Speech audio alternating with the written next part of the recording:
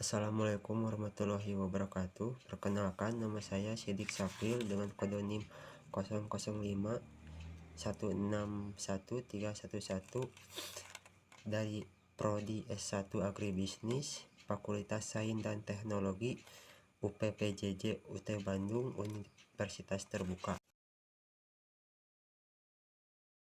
Berikan pendapat Bapak tentang usaha Bapak tentang pertanian yang Anda kelola. Ya, pertanian itu menurut Bapak yang menyenangkan dikarenakan asalkan mau bekerja tak usah beli padi jadi beras untuk makan sehari-hari sekeluarga. Sejak kapan Bapak melakukan pertanian tersebut? Oh, dari kecil diberikan atau diajarkan oleh orang tua saya sampai sekarang ini, walaupun Bapak sudah tua tetap saja bekerja sebagai petani. Kenapa Bapak memilih komunitas padi dalam bisnis pertanian? Itulah untuk makan sehari-hari dikenakan. Kalau di sini makanan pokoknya itu dari beras atau dari padi. Untuk lahan, berapa luas lahan yang Bapak sedang garap? Sedikit, itu juga pemberian dari orang tua. Hanya 150 batang, ya cukup aja lah untuk makan istri dan anak. Itu sekitar seberapa meter persegi, Pak? Ya kurang lebih 150, kalau dijumlahkan berapa itu? Sistem budidaya yang Bapak lakukan untuk tanaman yang sekarang masih menggunakan tradisional atau modern? Nah, dikarenakan di sini jauh jangkauan di pasisian, kalau bahasa Sunda itu, dan di dekat kebun karet, hutan. Jadi apalagi itu sawahnya sangat dalam juga sih. Ya pakai manual aja lah dipacu. Kali 1 tahun untuk penanaman dan hasil panen. Kalau kebetulan kalau tidak kemarau panjang, itu bisa 3 kali. Tapi rata-ratanya nyawa itu setahun 2 kali. Untuk dalam proses produksi, misalkan dari awal penanaman sampai panen, tahapan apa saja yang Bapak lakukan? Tahapan-tahapan itu hanya pemeliharaan aja lah, seperti penyiangan, penyemprotan. Itu juga tetaplah namanya usaha atau bercocok tanam. Ada kebetulan Apa yang terlibat dalam kegiatan produksi pertanian yang Bapak lakukan? saya sendiri, hanya kalau ada yang membantu anak-anak, istri saya itu. Kalau tandur misalnya ada yang membantu, tetangga atau anak-anak atau orang terdekat. Apakah ada kendala utama dalam melakukan produksi? Kendalanya sih memang ada. Jadi kendalanya kalau ada serangan-serangan hama orang dan sebagainya, jadi tidak bisa ditanggulangi, ada tikus seperti itu. Tapi sewaktu-waktu enggak. Apakah sumber penghasilan Bapak murni cuma dari hasil panen, tidak ada tambahan seperti menjual jerami atau lain-lain?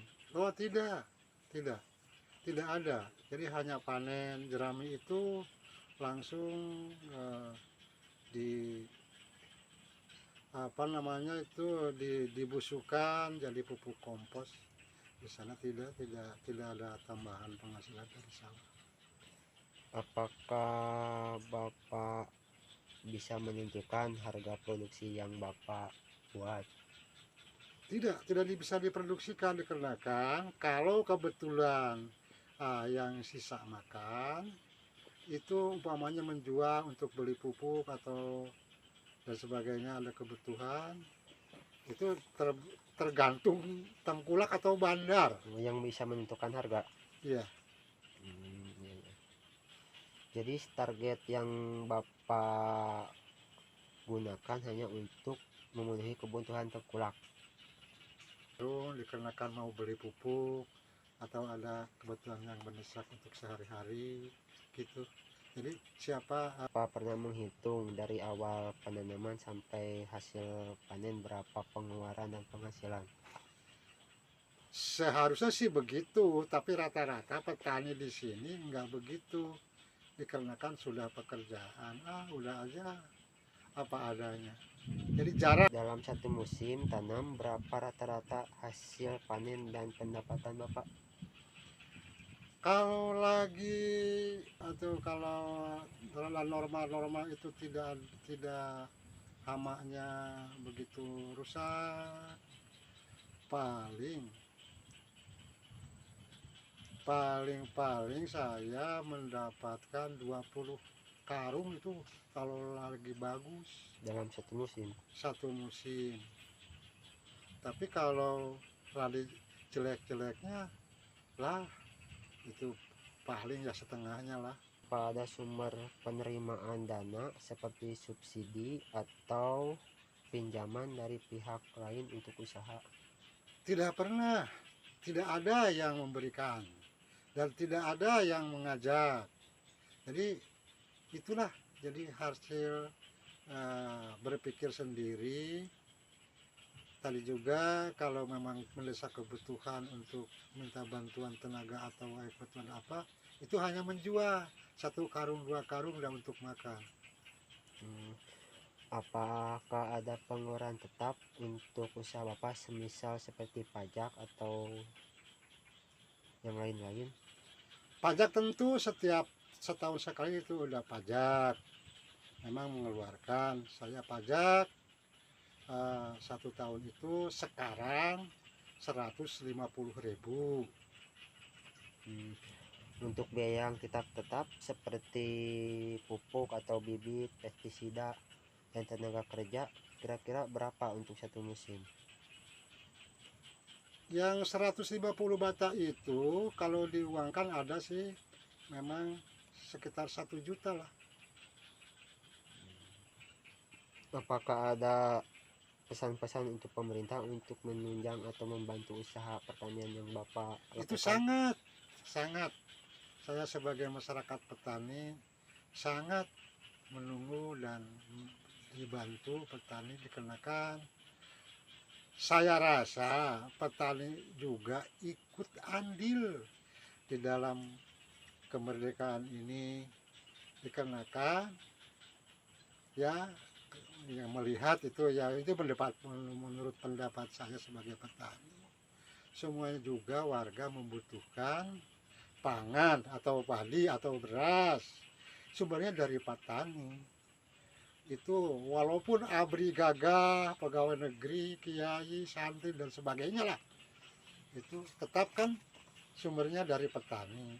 Jadi alangkah sangat baiknya kalau petani dipupuk atau dibantu sedemikian rupa untuk memajukan, apalagi kalau dengar-dengar sekarang Presiden kita Prabowo untuk meningkatkan ketahanan pangan. Kalau dulu Bapak Soeharto swasembada pangan. Jadi alangkah baiknya kalau didorong, dipupuk, dibimbing petani kita agar kedepannya lebih maju, lebih tercapai cita-cita Bapak kita yaitu Prabowo.